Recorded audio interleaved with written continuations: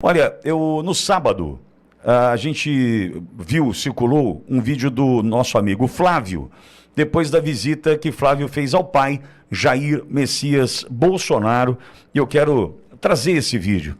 Na verdade, eu também vi logo depois de um estúpido com um megafone diante da casa do presidente, né, agredindo, ofendendo o presidente Bolsonaro.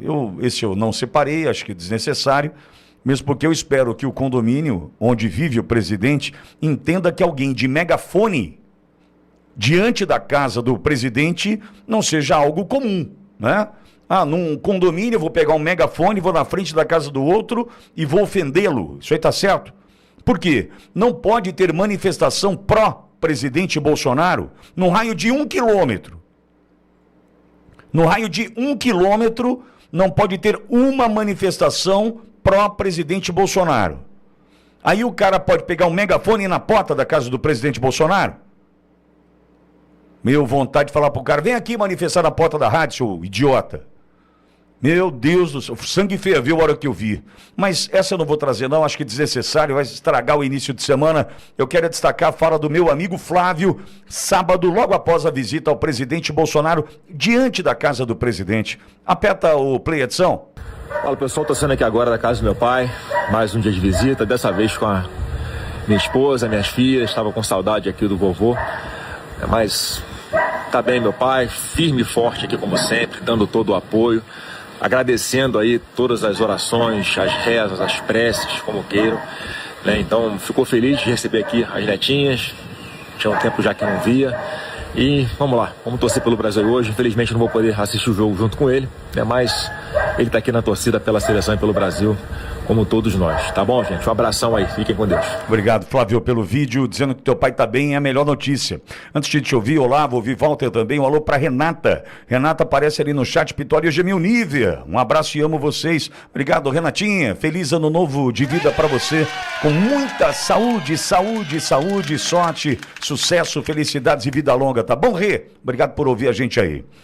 Olavo, a gente vai ouvir o Walter na sequência, que já chegou para conversar conosco. Flávio, ele expressa ali, poxa, o jogo que eu não vou poder assistir com meu pai, expressa a saudade das netas, saudade que estavam do avô. A gente está vivendo um momento onde todo mundo já entendeu que tem algo descompensado, destemperado, passou do ponto, de qualquer limite, e a gente não consegue acertar essa história, Olavo. A gente não consegue trazer de volta o Brasil para os trilhos. Porque eu insisto num ponto, e a gente vai ter que em algum momento fazer esse meia-culpa, que a gente aqui na Auriverde, aliás, tenta fazer a todo instante, não é?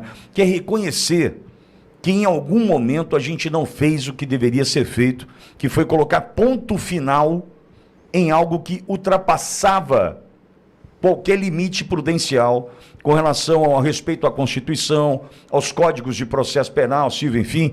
O que nós estamos vivendo hoje é consequência de um ponto final não colocado ali atrás. Porque, veja, nós estamos falando de um ex-presidente da República, eu gosto de tratá-lo como presidente da República, de 19 a 22, que sofre as consequências de um crime que não cometeu. Só que, junto com tudo isso, um senhor de 71 anos, saúde fragilizada em função da facada, há 1 ano e 2 meses passou por uma cirurgia de 12 horas de duração para a reconstrução da parede abdominal, as consequências, né, dentre elas um soluço sem fim, que prejudica muito a vida do presidente, porque provoca o tal do refluxo esofágico, a aspiração e aí a pneumonia e tudo que enfrentou na internação de 1 mês e meio, 2 meses atrás. Ou seja, nós estamos vivendo um outro absurdo, em cima de outro absurdo, todo dia tem um absurdo, e a gente não consegue mais corrigir. E a pergunta que fica, quando a gente vai para a rua, quando a gente vai para a padaria, quando a gente vai para o posto, vai para o supermercado, a pergunta que fica é, ninguém vai parar esse absurdo? Ninguém vai dar uma resposta a esse absurdo? Aí a gente vê Alcolumbre atolado até as tampas com 30 milhões de dólares na conta do Vocaro, já entendemos o motivo pelo qual A gente tem, né, o Senado que a gente tem hoje, covarde do ponto de vista das decisões, que poderia colocar freios e contrapesos na relação com o Supremo. Então a gente vai ficando cada vez mais longe da resposta, que é: quem vai colocar um freio, né, um freio de arrumação, ponto final nisso? Só que eu volto para te passar agora, Olavo. Em algum momento a gente não fez o que a gente tinha que fazer. Você usou uma palavra, Pitoli, eu vou, se você me permitir, amigo Pitoli, amigo Wellington, amigo Walter, em cima dessa palavra, o mundo todo já viu. E o mundo todo já viu me remeteu diretamente à decisão da corte italiana no que tange a Zambelli. A corte italiana disse claramente: não dá para um juiz ser o juiz que instrui o processo, para esse mesmo juiz ser aquele que julga em segunda instância, vítima, e o mesmo juiz que executa a pena, o juiz de execução penal, que foi alegadamente vítima no processo. Caramba! O mundo já vê, desculpe a exacerbação. A Itália viu, o judiciário italiano, e o Borgo fez uma fala aqui outro dia, o direito, amigo ouvinte, o direito processual civil brasileiro nasce na Itália. O direito civil brasileiro nasce na Itália. É ali, é o nosso berço da justiça. E a corte italiana foi claramente uma hipertrofia judicial. Hipertrofia, e Bolsonaro é a vítima, junto com outros tantos. Eu falo aqui de 8 de janeiro. A vítima dessa hipertrofia que nós, desse ponto, eu coloco assim, nós denunciamos. Amigo ouvinte, qual o papel dessa rádio aqui? É denunciar, e é denunciar corajosamente, é denunciar duramente, é falar com firmeza. E aqui esse papel foi feito. Nós denunciamos essa hipertrofia desde o início. As falas foram: Alexandre de Moraes extrapola, cria o direito próprio, cria a legislação baseado no seu próprio entendimento, muda de opinião, da opinião que escreveu nos próprios livros. Muda, mas por quê? Porque tem um objetivo. E o objetivo não é a justiça. É uma perpetuação de poder. É o ministro mais poderoso. Não, é o ministro mais equivocado dentro do judiciário. E o mundo está vendo. Essa denúncia, essa rádio aqui foi voz. E hoje nós encontramos eco. E, amigo ouvinte, não é um egocentrismo, não é. Nós falamos, o que nós encontramos na Itália foi eco da voz dessa rádio ao longo dos anos denunciando. Agora, presta atenção numa coisa. Se uma pessoa fala que está errado, se 2 pessoas falam que está errado, se 3 falam que está errado, se um país como a Itália fala que está errado, está errado. Muito errado.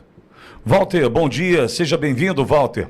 Falávamos aqui sobre a situação do presidente Bolsonaro após o vídeo do Flávio no sábado, que a autorização para visita aconteceu das 11 da manhã à 1 da tarde, né, num dia que o presidente queria, na verdade, era estar ao lado do filho, da nora e das netas para assistir ao Jogo do Brasil. E eu fiz questão de trazer o vídeo, Walter, justamente para mostrar que a gente segue vivendo um absurdo sem fim. Todo mundo sabendo, como o Olavo destaca, a gente sabendo que internacionalmente já reconhecem os absurdos, e aqui nada muda. Trouxemos a notícia do Alcolumbre com 30 milhões de dólares na conta e nada acontece. Os vazamentos seletivos da delação de Vocaro seguem e a gente, nada acontece. Essa inércia, essa letargia está fazendo com que a gente caminhe sem parar. Se é que, como você coloca, né, Walter, a gente já está nesse abismo, um abismo moral, ético, e que vai ser difícil sair desse momento, hein, Walter? Bom dia. Bom dia, Pitoli, bom dia, Olavo, bom dia, Brasil. Eu há bastante tempo, e infelizmente tenho dito isso, né, Pitoli, que nós erramos algumas vezes, em algumas questões, e os erros nos trouxeram aonde a gente está. E que a história não respeita os fracos, infelizmente. No momento que a gente titubeou, e agora não importa mais atribuir culpa a quem quer que seja. O fato é que a gente está vivendo isso, pelo menos que isso tudo nos sirva de lição. Eu disse há algum tempo também que era o objetivo deles matar o presidente. E, infelizmente, parece que eles têm perseguido incessantemente e talvez consigam esse objetivo. Também digo, infelizmente, isso. Quiçá não seja o estopim de uma grande revolta, eles brincando com algo que é muito sério. Essa história em si só do cumprimento da pena e das restrições, Olavo, do ponto de vista do direito, já é um absurdo. O que está se impondo, essas visitas de 1 hora e sai, conversa com o neto 5 minutos e sai. A condenação em si, a gente sabe disso. A condenação dos outros, a gente sabe disso. Tem um jornalista, eu acho que é filósofo também, historiador, lá na Globo News. A gente não assiste, eu particularmente não assisto, a não ser esses trechos, esses recortes, esses excertos que saem nas redes sociais. O Demétrio Magnoli. Mas eu quero reconhecer nele uma honestidade intelectual que tem sido recorrente. Nele e nessa outra moça, Malu Gaspar. Aliás, falando nos 30 milhões do presidente do Senado da República, e eu não acredito dessa delação, porque é tanta gente que vai cair nessa delação que eles vão fazer tudo para que não aconteça a delação, é claro, né? Mas esses 30 milhões dele está faltando ainda para atingir o outro que está lá ainda à frente desse processo, o troco, né, de 100 milhões. E o outro que está lá no STF também, que tem um hotel, o que era dono do hotel, o que é dono do hotel, enfim, mais 150, porque do hotel parece que são 300 milhões. Então, nessa história parece que também se perdeu a referência das cifras, dos números.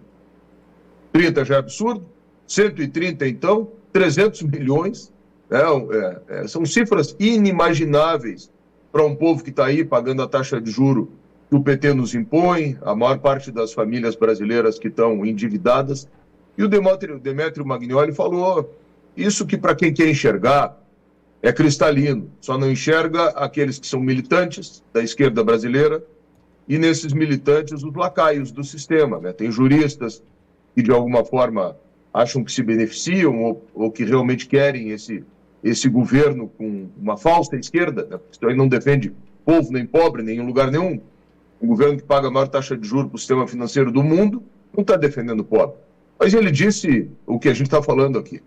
O Estado democrático de direito pressupõe, no devido processo legal, a imparcialidade. A gente está falando aqui do julgamento do presidente Bolsonaro e dos réus do 8 de janeiro. E a absolvição, não foi a absolvição, e a anulação do processo do Lula por juízes, inclusive agora o presidente da Suprema Corte que saiu em defesa do STF contra a Itália, mas não é novidade nenhuma. Se ele é o presidente de um sistema que está aí, está estragado, como a gente tem falado, né? É claro que ele vai defender a corte. O que a Itália está dizendo, o que a Espanha está dizendo, os Estados Unidos estão dizendo, que agora 250 anos da independência americana, né, e das instituições dos Estados Unidos, o que esses países todos estão dizendo é que o devido processo legal brasileiro está eivado de falha, de nulidade. Não está funcionando, porque ele foi colocado a serviço de um lado e de uma parte para perseguir o outro lado, para criminalizar as nossas palavras. Eu espero, sim, a roda da história também nos ensina que isso passa, mas para que isso passe, Pitoli, a gente tem uma oportunidade de ouro esse ano, que é a eleição, estamos chovendo aqui no molhado, e mais do que isso, depois da eleição, se Deus quiser, e a gente conseguir, nós temos que tirar as lições da história. Olha, conversando em casa por esses dias, surgiu assim, mas, pai, por que aquela pessoa ela é de esquerda? Por que tem uma vida ultracapitalista do ponto de vista da busca pelo lucro, do iPhone novo, da viagem para o exterior, do carrão, do tênis mais caro e tal? E por que essa pessoa é de esquerda? Né? Eu falei, mas por que você acha que ela é de esquerda? Não, porque ela gosta do Lula. Eu falei, não, a gente tem que fazer uma distinção. Porque entre o gostar e o tirar proveito, a gente tem que fazer uma distinção entre você gosta do Lula, do que a esquerda nos oferece hoje, ou você tira proveito do que a esquerda te oferece hoje. Quando Lula, eu vou colocar entre 50 mil aspas, venceu 2022, e eu paro nas aspas, porque se eu justificá-las, eu posso me enrolar por conta da censura, mas você já entendeu.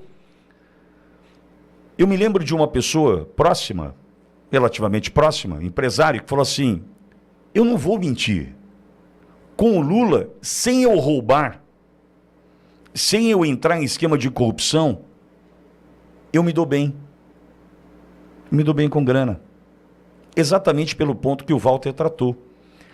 A gente não pode ignorar esse ponto de quem hoje apertou a tecla F pro Brasil, dane-se o Brasil, dane-se. Por quê? Porque o cara tá colocando 10, que tá virando já 18. Ele tá colocando 10 mil na conta, vira 18 mil, ele tá colocando 20 mil, que vira 39. Ele tá assim, esses caras estão vivendo desse jeito hoje, tirando o proveito da desgraça alheia. Ele está deixando de investir na empresa, ele está deixando de ampliar vagas de emprego, ele está deixando uma série de coisas que ele falou assim, ó, com esse governo, lembra, hoje eu vou se dar bem, né? O cara está se dando bem, tá tudo legal para ele. Então eu tentei mostrar em casa quem apoia ou quem tira proveito. E a gente tem que começar a entender que este mercado financeiro que aí está, o sistema financeiro que é o líder de tudo isso que a gente vê acontecer no Brasil, quem disse não fui eu, foi o Garotinho, Antony Garotinho, que disse, ó, o sistema financeiro é a cabeça do negócio todo. Os caras estão rindo de orelha a orelha com Lula no poder.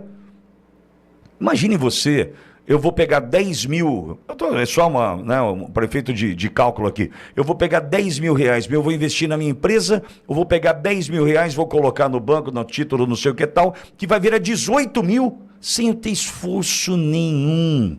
Eu não vou ter que contratar gente, eu não vou ter que pensar em escala 6x1, final da escala. Não, eu peguei 10, vai virar 18, rapidinho para mim. Quem é que não quer isso?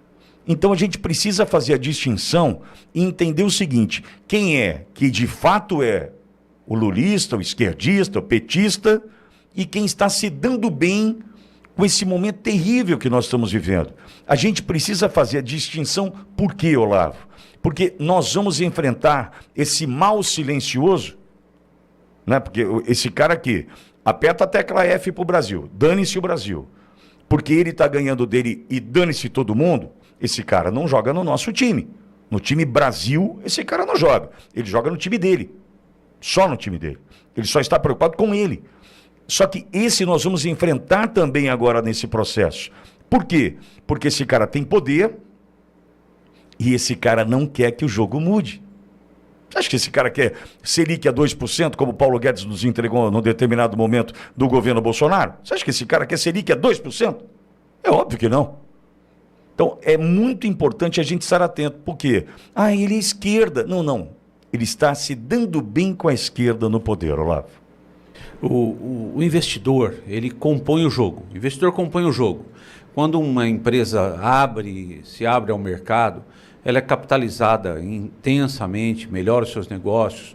O investidor, ele compõe o jogo. E o investidor, com uma visão de economista, com uma visão global sobre a economista, sabe que diante de um chupim, diante de uma praga, a certo momento o hospedeiro morre. O hospedeiro não é eterno. O hospedeiro precisa ser oxigenado. E dentro do campo do investimento, como eu disse, a capitalização de empresas é algo bom para a economia. Agora, o que não é bom para a economia é o que está acontecendo dentro do governo Lula.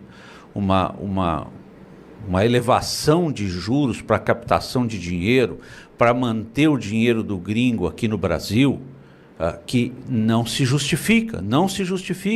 Título da dívida pública pagando aí os 8%, é impraticável. E, amigo ouvinte, esse título da dívida pública com o juro exacerbado aumenta o valor da dívida pública. Lembra que o valor da dívida pública é nosso, público. Nós somos donos dessa dívida que o governo Lula faz para quê? Para subsidiar campanha eleitoral, para subsidiar, na mesma tônica os motociclistas fazem parte também do negócio, tem sentido os motociclistas dentro do campo econômico, mas subsidiar motocicleta com dinheiro público é inadequado, é politiqueiro. E o que nós vemos? Não apareceu uma ação judicial, não aparece nada, não aparece uma reclamação dizendo esse cara está fazendo campanha política com dinheiro público às claras. Esse pacote de bondade é campanha de política às claras. Então exalto sim o papel do investidor, mas o investidor consciente sabe que sem empresas fortes, sem empresas atuantes, sem empresas dando lucro, sem empresas trabalhando, sem um mercado com juro baixo para que possa consumir. As empresas não têm lucro. Se as empresas não têm lucros, elas não conseguem pagar dividendos. Se elas não pagam dividendos, é o próprio investidor que se ferra. Walter, é importante fazer essa distinção, porque tem muita gente assim, ele é lulista, ele é de esquerda. Não, ele está se dando bem. O que acontece é que o cara ele não quer que mude, porque sem esforço nenhum, ele transforma 10 em 18, por que ele vai querer mudar isso, Walter? Vocês imaginem que toda vez que o cara fazia um TED, uma transferência bancária, o banco ganhava 10 centavos, 20 centavos, R$1, não importa. E multipliquem isso por 230 milhões de brasileiros e multipliquem isso por 30 dias no mês. Então, quanto é que o sistema ganhava antes do PIX ser instituído, foi instituído pelo governo do presidente Bolsonaro? Vejam essa questão do juro. Vou fazer uma coisa para que as pessoas que estão aqui possam entender um pouquinho, um desenho mental, né?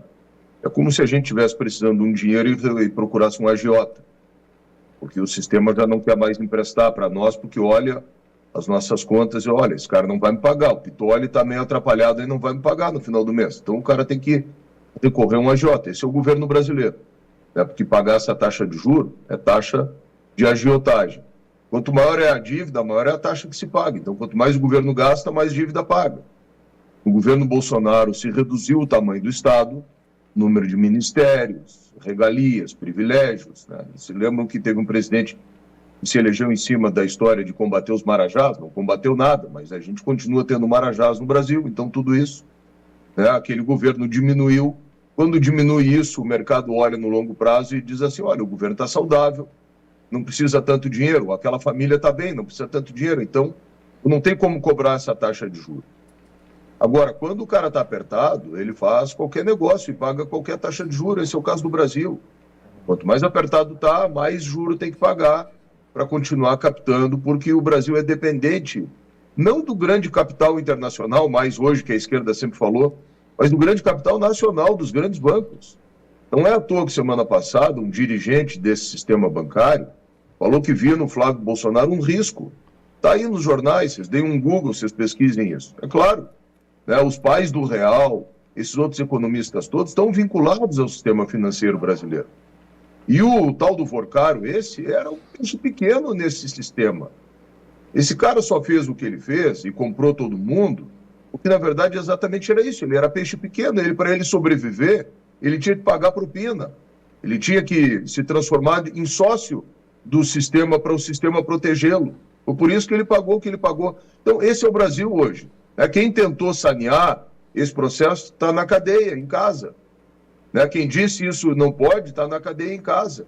E é por isso que os caras querem, de qualquer jeito, manter isso até o limite. Como disse o Olavo, falou aí, o carrapato, o dia que a vaca morrer, o carrapato morre junto.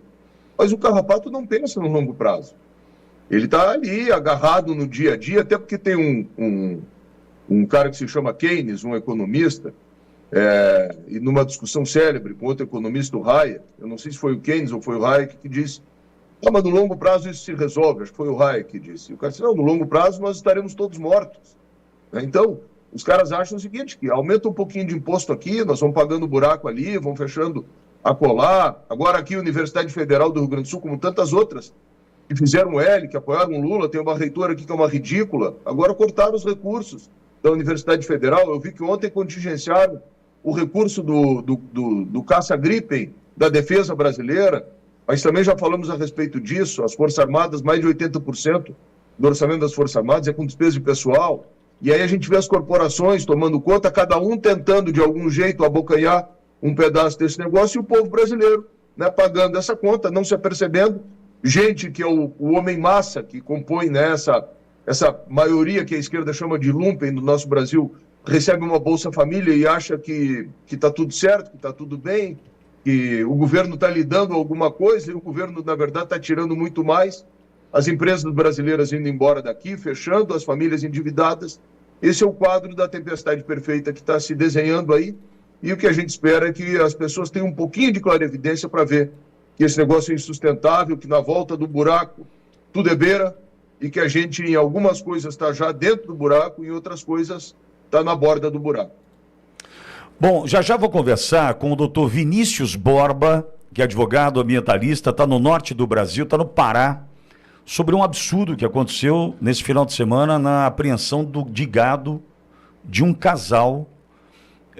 A gente até tem a foto do casal. Se você olhar para a foto do casal, apreenderam o gado de um casal às 2h. Teve a apreensão por parte da turma do ICMBio, que é o tal do Instituto Chico Mendes. Já vou trazer para você essa conversa. Veja, se você falar para mim assim, caminhamos para a Venezuela, já estamos. Cada vez mais perto de Cuba nós estamos. Você pode acreditar no que a gente está te dizendo, porque o que estão fazendo com o produtor rural no Brasil, contando com, né, o silêncio da imprensa, é um absurdo. É um absurdo. De USA Brasileiros, porque está chegando a hora do Mundial e você pode adquirir esse chinelo maravilhoso, temático da Copa do Mundo, lá no site da USA Brasileiros, uma empresa mineira que bolou essa coleção aqui exclusiva, edição limitada da Copa do Mundo, com chinelos dos países sede, tem também o do México, tá ali com o Totonho, e tem também do Brasil, para você esquentar o seu pé na torcida pela seleção brasileira.